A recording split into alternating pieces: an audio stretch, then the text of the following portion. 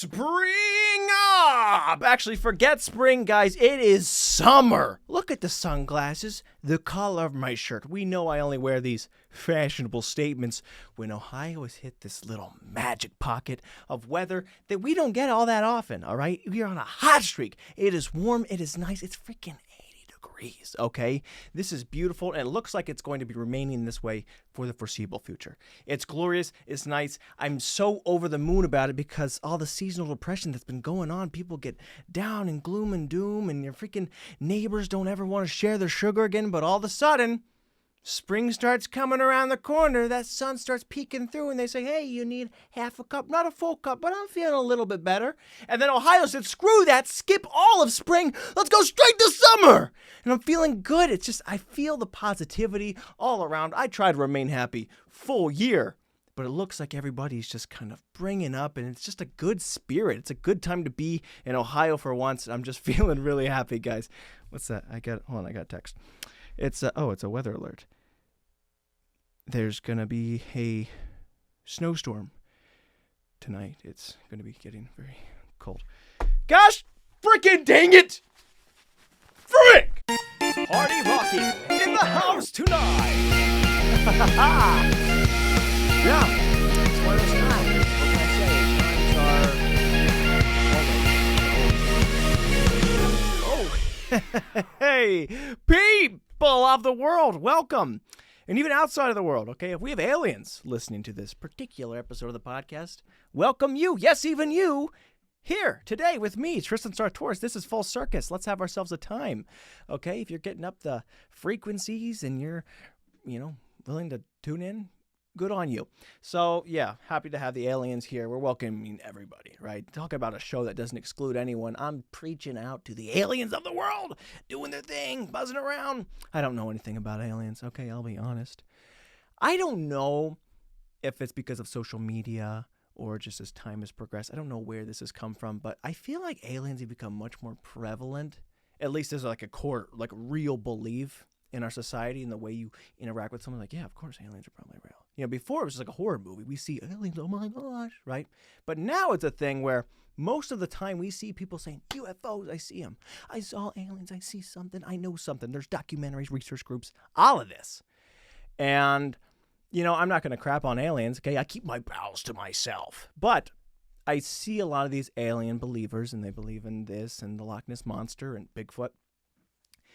And they tend to crap on religion, which is very ironic because they're like, what, a god, a creator of the universe? No, we came from nothing. But you better believe there are flying saucers out there, okay? Aliens with magical fingers phoning home. And you're just like, good luck winning that argument, okay? So it's kind of interesting. Again, I won't crap on anybody, but it is ironic to see someone like, no, but this is my stuff. Yours is stupid, all right? So that's what they do, and that's their thing, and that's okay. Bigfoot, Loch Ness Monster, aliens. That's the big three. Those are the things. If there's any more mythical creatures and beings out there that I'm not including in the show, I'm sorry. Just know you are also welcome to listen, okay? Speaking of Bigfoot, I don't know what the deal is with Bigfoot. Loch Ness Monster, okay, it's a monster. It says monster in the name. Aliens, outer extraterrestrial beings, okay, I get it. You want to believe in the mythical, but Bigfoot, really... It's just an ape, isn't he? That's just a taller monkey. That's a guy who was at the zoo and went, oh, this fence here, I can get over that. That's all he did. He just walked out because he was big. There goes Bigfoot. There's nothing special about him.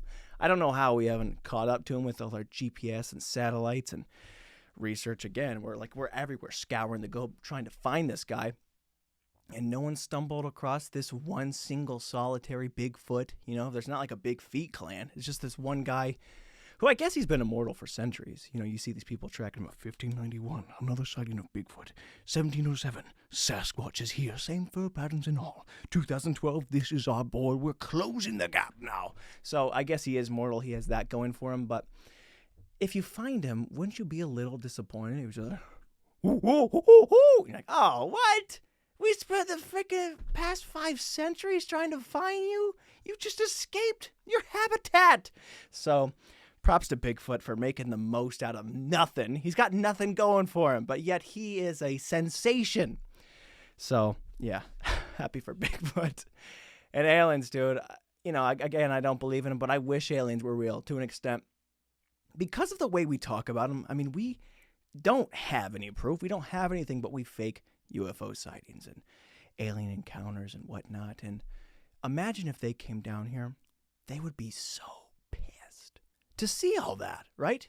I mean, they're just normal people, I assume, just out in their galaxies. They come down. Imagine you were meeting somebody that you've never encountered before, and everyone was just making up stories and tales and lies, all right? What is this? We were not hostile and all the probing. We never said, who's lying? What are these movies, horror? We are gentle creatures. And why do you think we have some sort of obsession with abducting cows? We're vegans, mister. Okay? I would be upset if I went somewhere and they said, yeah, Tristan is the worst. He's a horrible human being. He just wants to abduct and probe. And I hear he kicks babies. Like, what the frick? Why would you say that? We don't even know each other. It doesn't matter how many babies I have or have not kicked. We haven't experienced this together. So if they were real, right, if aliens come down, we are facing some extraterrestrial legal pursuits, okay? Good luck fighting that case, right? They have freaking space lawyers. They've seen everything. So we would definitely lose that. But you know what? I'm happy to be here, and I'm happy to be broadcasting to any mythical creatures that may or may not be in the world. So, guys, I got to tell you, I tried to record this episode last night, actually. That intro that I shot, it was from the night prior. And as I start the episode, I got like 2 or 3 minutes into it. And I heard a buzzing. There's some sort of buzzing, jingling, and ringing in the mic. And I don't know what it is, okay? I didn't actually solve it. I got fed up with it because I was Googling. I was pulling out all the stops, okay? I was basically Geek Squad, except without the knowledge. So I was just shaking things and pulling wires, and I didn't make any progress. So I went upstairs to try and quit and just eat some pizza to make myself feel better. Spoiler alert, it worked, but I forgot to come back down because it wasn't working. And now it's good. Okay, I came back down ready to set up and put on a show and try and fix whatever was wrong, and it's just gone.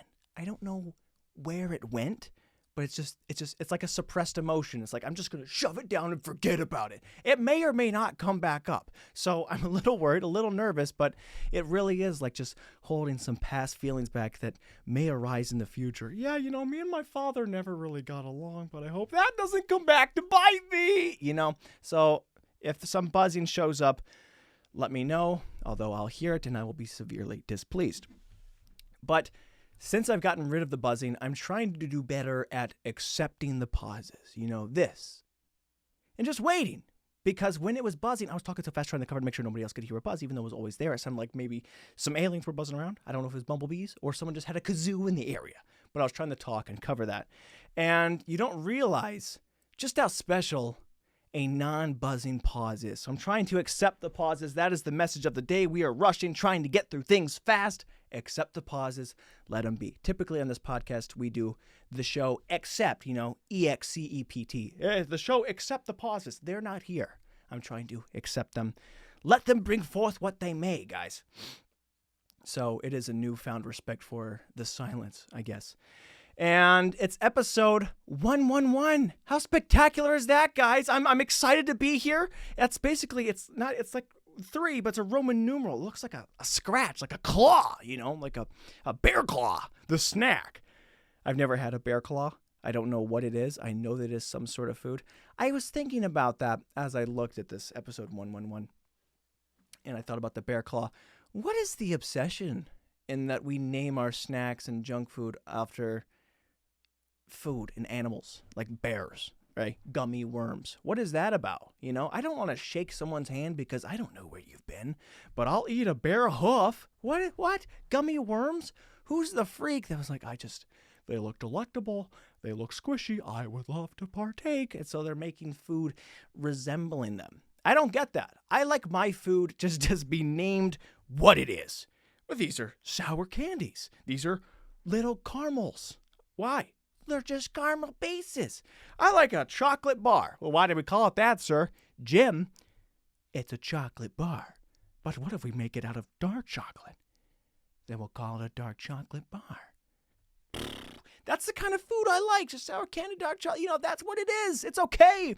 We don't have to name stuff after animals and food. But I don't know, guys. I don't know what it is. But I am happy to be here.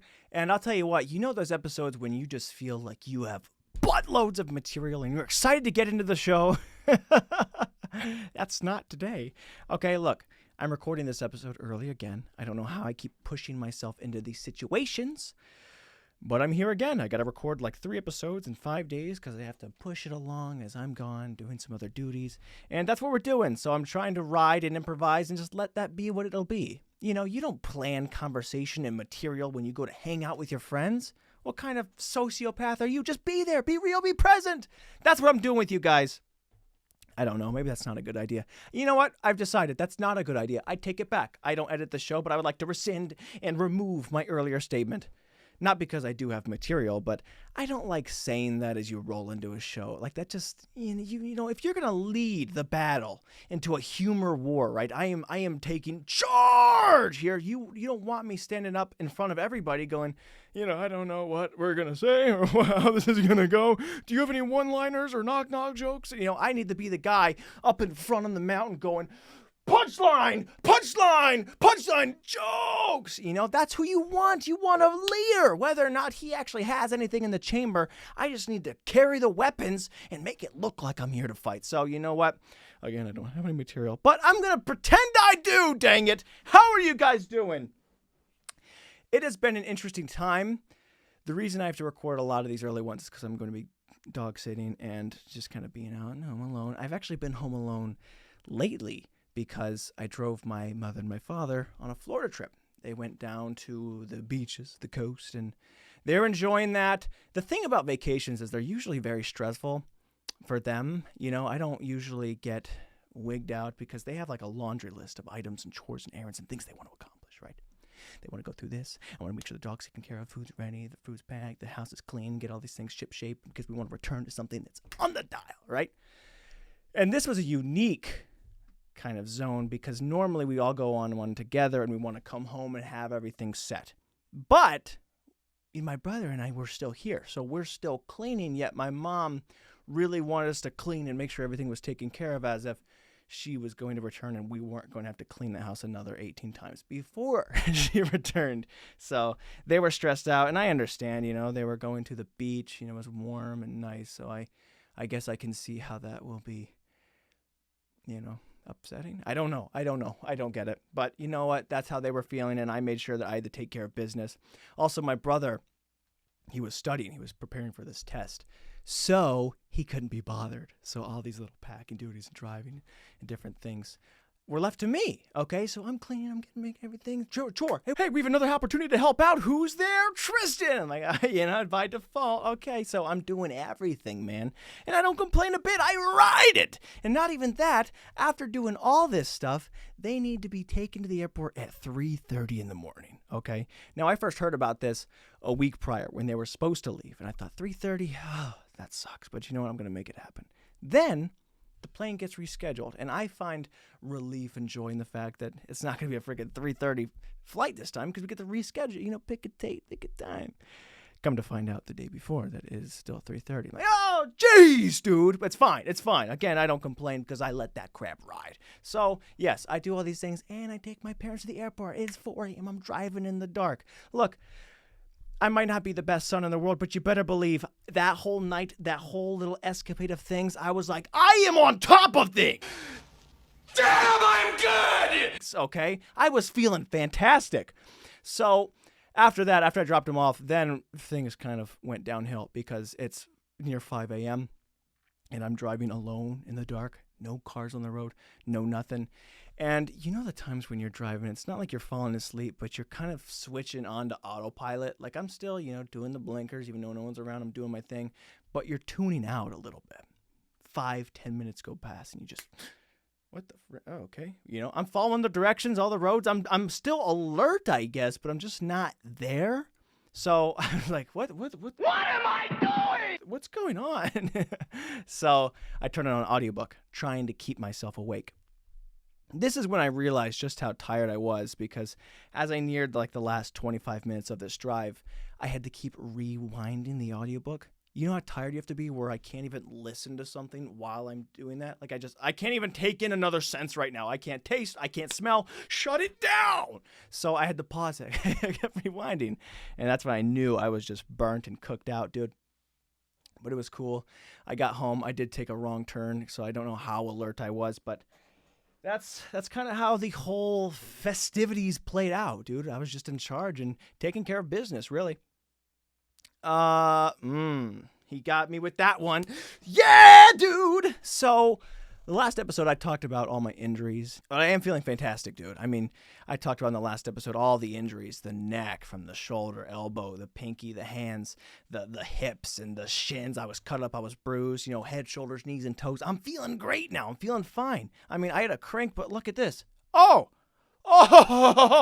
full range of motion. I'm dizzy now, but did you see that? You have to appreciate the fact that I can go around, man. Oh, it is a little tense, though. Cracking your neck, okay? I don't do that. I don't mess around. The little tension I feel, I'm not going to even fool with that. I know people who always have cracked their neck like it's anything else, that's part of their routine. They grab their chin and just crank that. I have never done that once in my life. I have never felt safe to do that. And even more so, as an adult, when I see that, I go, what are you doing? Okay? People go to school for however many years to learn that chiropractic skill. And you think just because you have gotten used to shoving your neck upside down that you're qualified?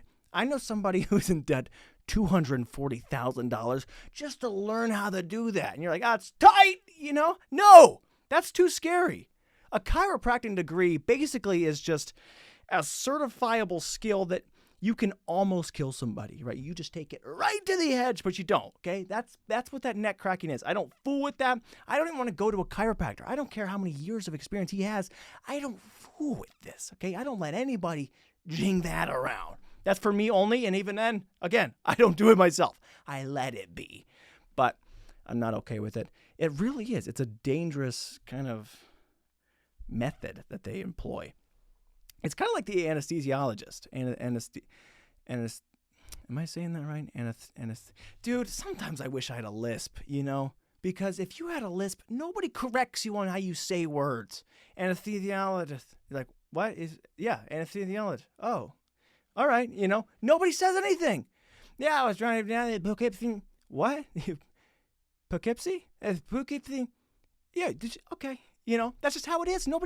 I get corrected on so many words because I never say anything right. Okay, I get it. It's rightfully brought upon me, but I wish I had it just a little bit, If someone came up to me and said, "Hey, Mr. Sartoris," I'd be like, close enough. Yeah, we don't correct the lisp. I love it. I kind of wish I had it. Sometimes I slip up and I have it, but I would go full lisp. I don't care. Bowling isn't what it used to be. Who's going to make fun of a lisp? Nobody. It's unique. It's special. It's powerful. So I guess from now on, I'm going to be speaking with a lisp. I think it's kind of a cool way to talk, and I don't think anybody can really say anything. Nobody says, you shouldn't be talking like that. Imagine if you were in a spelling bee, and you got hit with a lisp word, and then you say something like, yeah, it's a B. And he's like, oh, it's actually a P. And he's like, that's what I said, it's a P. And he's like, okay, yeah, sure. No one corrects the lisp guy. He's okay. So anyways, anesthesiologists, they're studied, okay? They are now... I don't know what the word I'm looking for. They have been... I got nothing. Okay? They have studied. They have learned. They have been bestowed knowledge upon. And they've been through a lot of stuff to learn how to basically get you to almost die, but just keep you right on the edge. And that's kind of what chiropractors are. They're dangerous, and that's the study. That's the profession they want. I'm a little concerned because... why is that the thing you want? Who wakes up and goes, I just love cracking necks, I'm like, oh, what? So I'm not okay with it, and I won't go to one, but I'm not fond of other people doing it themselves either. So I don't know what the answer is. So yeah, we're living alone right now, doing our own thing, taking care of the groceries. Dude, what is it the deal with groceries? You get used to living with people, and you just think food grows in the fridge. And, I take care of my snacks, my own little treats and things, but stuff like salad and apples and eggs, we're just running out. We're gone. I'm like, holy crap. I have to go into the produce section? I don't even know what I'm doing in here. So, been doing that a lot. Went to Aldi, got some apples. I talked about this a couple episodes ago. I went to Aldi, got some apples, and the guy was like, these are $8.50. They're actually $4 a pound. I'm like, they're not. No, they're not. But then he disagreed with me, and he took them back. I went this time. I went again. This is a little petty, but I got the exact same apples, and I did it on myself, and it's $3. And he's like, yeah, $7.50 is like $8. That's what it's going to be. Hey, you're wrong. Now, I didn't say anything to the guy because I don't hold a grudge, but I do lie about holding grudges. So anyways, no, I didn't say anything. Got the apples, got a lot of healthy food, trying to eat better.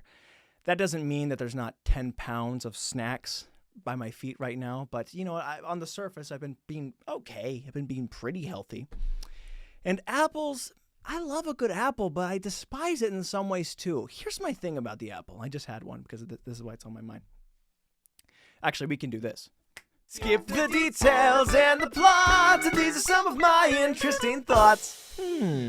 What is the deal with seeds and apples? Okay, you look at other seeds and different fruits and vegetables. They're softer. You chew, you notice them. They're almost gelatinous. Okay, look like an orange. You're biting it. Seed. Lemon, same thing. Watermelon. It's soft. I feel seed. Dude, okay? Even other fruits like a peach. It has a giant one. It's a pit. Easily avoidable. But the apple sucks because it is stiff. It's hard. It's one of those tough fruits. So if you're chewing and you have all these little bits and pieces in your mouth, you don't always notice the seed. So I bit into it and I'm thinking, I'm fine. And then I see a seed's missing. I'm going, oh my gosh, I didn't notice it. I'm swallowing. Now I've got an apple tree growing in me. So I don't like the fact that it's not as cool as the other fruits. Granted, it tastes amazing, but what are you doing, apples? Be better, okay? Better yourself. Improve. Look at the watermelon. The watermelon was like, you know what? People are tired of spitting seeds out of me. I'm going seedless. I'm done. Why don't we have seedless all fruit? Like, what is the deal? If you can make it with one, whoever figured out the seedless watermelon, did he just be like, this was really the only fruit I wanted. I'm dipping. Come back. Finish your job. We have different fruits and veggies that need to be seedless. Nobody is buying seeded watermelon, right? No one has the choice. Is seeded, seedless. I want to be authentic. No, it's wrong. I don't care. Nobody wants a seed. It's just an extra job. So I'm not too fond of it. I'm waiting for the seedless apple because I know eventually it will come to fruition and it'll be a good day. But as for now, I'm going to keep on spitting it and hopefully not producing my own produce inside of me. So yeah, buying a lot of healthy foods. Went to the Dollar Tree, loaded up on snacks. Need I say more? Stuff at the Dollar Tree is great. And the thing about the Dollar Tree, though, and all food really, but the Dollar Tree especially is where I notice it because everything is free of something, you know. Look at any meal, any snack, any candy. Oh, it's like BPA free.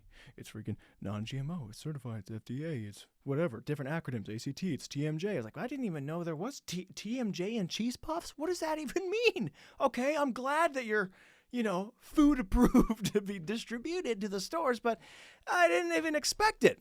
So it's tasty. I don't really even think about it. You see that the fact that there's free of stuff. Like, I didn't think there was going to be poison in the first place. Why is it got to be free? You're just saying it. And the thing about it, though, is because you see it on every little thing. When I hear people just immediately denying, we don't have any. It's not here. If you showed up, if you were a cop and you were doing a search warrant, you're trying to find people. Like, hey, is Jimmy here? And he's here in your house. You go, no, he's not. He's not here at all. If you're the cop and you see that, you go, this house isn't Jimmy free. You've got a Jimmy. That's what I think when I see all these snacks. I go, okay, you've got some TMJ. You've got some ACT scores or something. You've got the GMOs. You've got something, okay? The more you deny, the more it looks like I should be prying. So this actually happened recently. My dad found meth in my car. It wasn't mine. I think we all know this. But he didn't accuse me. He didn't say anything. But I still felt the need to say to everybody, this isn't mine. And immediately upon saying that, I go, there's no good way to say that. There's no good way to say, I didn't do it. It's not my meth. He's like, I didn't think it was. And then you have to say it again. No, seriously, it's not my meth. Okay, you're being very adamant about being meth-free. I'm starting to investigate. It's not mine. I'm TMJ meth-free, I swear. Everything's fine. But so you always back yourself into a corner when you try and deny and deny and deny. So that's really what I've been doing. Okay, buying a lot of snacks, and I wish I was buying more apples, but one bag was enough. I've got enough snacks that are so good for me, apparently, because they're free of all the bad toxic chemicals, that I think I should be all right. So anyways, the reason I'm recording this again is I'm dog sitting. And why so many dogs? I don't know where this came from. If somebody told me years ago that I was going to grow up and be watching so many dogs, I'd be like, why? Why me? Why so many dogs? I've just fallen into this routine where people want me to watch their animals. It's fine, though, because it's cozy and it's nice. I just had a meeting with somebody. I went to go pet their dogs. I went over to their house. They wanted me to meet them. And I heard that they liked me. Okay, it was a neighbor in my aunt's neighborhood, and I heard that they were very fond, that I made a good impression. They're like, oh, because if you're gonna ask anybody to house it and take care of your animals, you want to meet them. I've watched other people's dogs where we don't ever really interact. We don't know each other, and I'm a very complimentary and charming person. I would say when I go into someone's home, I know you want to say nice things and do whatever, but in a situation like this, where you're meeting them for the first time and also in their house for the first time, I feel uncomfortable with talking or saying anything about their home or even looking a different direction. Because in my mind, right, because I'm very observant and I'm like looking for different views on a different way to take things. I think that's where a lot of my jokes come from, is just twisting something. So the way that I see that, if I'm talking to somebody, you bring it into the home and I'm like, oh, that's a nice flat screen TV you got there.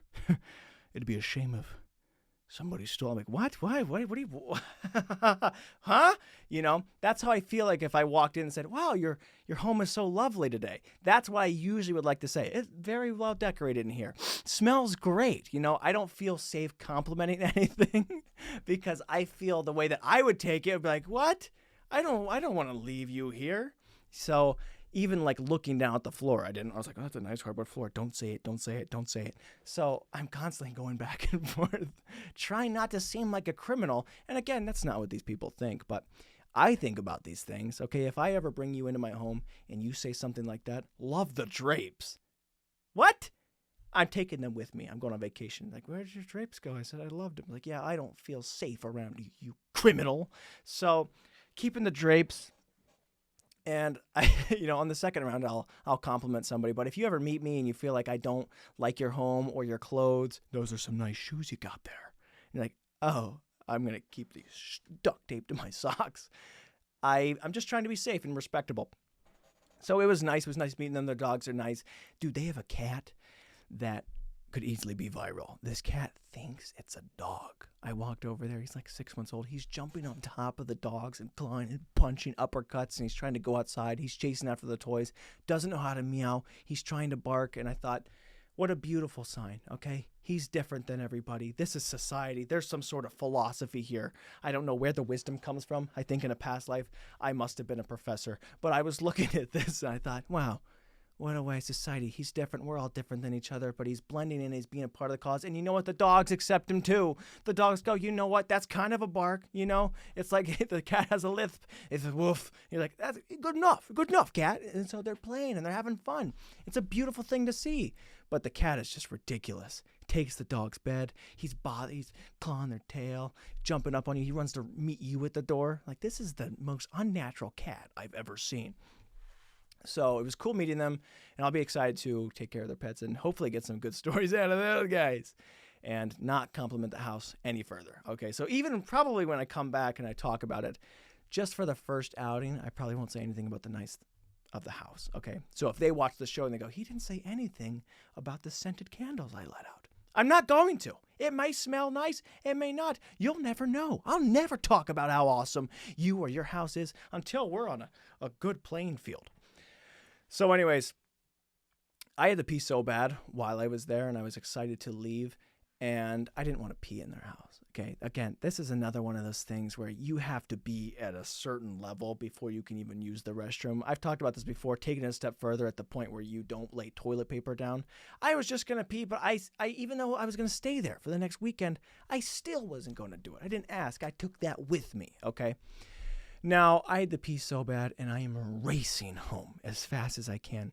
and I get stopped by a train, okay? And I'm just like, I'm sweating, I'm squirming, I'm trying to stay alive as well as I can, really. I freaking have to go to the bathroom so bad, and I'm stuck behind a train. And watch this freaking train go by. And I'm looking at it, and I have this more deep philosophy moment again, okay? And I think, you know what? Most often, we're so fast-paced. We're always in a rush. We don't accept the pauses. And that's what I'm trying to do. So I'm watching this train go by, and I'm trying to let you guys know about all the good things about being stopped by a train. And then I realized there's nothing good about it. It took forever. I had to pee so bad, dude. It was horrible. I'm screaming. The people behind me are like, oh my gosh, is he like on the tracks? Is he getting ran over? That sounds painful. So it was actually a pretty rough drive altogether because I was being tailgated out of the wazoo. About 4 different cars at different times had pressed up on me. One peeled off. He's like, I'm going a different way. The guy gets right up on me. I'm going about 8-9 miles over the speed limit. Trust me, nobody wants to get out of here as fast as I do. But you know these people, they just push you. They push you, and they get closer and closer and closer. And they want you to squirm. You know these people. You get in the fast lane, those BMWs, they always get on your tail. Go faster, man. I'm right here. Now, I don't do it, okay? I don't go faster. I'm going as fast as I can, and that's it, right? Because I'm in front of you. Granted, if I go a little bit faster, a cop sees us, he's not pulling out the guy behind me saying, he's pushing him. This was your fault. No, they do the guy that's doing the crime in first place.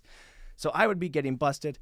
And I don't succumb to peer pressure, dude. I don't. I can't be convinced of anything. That's why I'm so good. You're like, I want to push you, go faster, go faster. That's why I don't do meth, because no one can convince me of nothing. You can't even get me to go faster, even though when I have to pee my own pants. I'm not convincible. I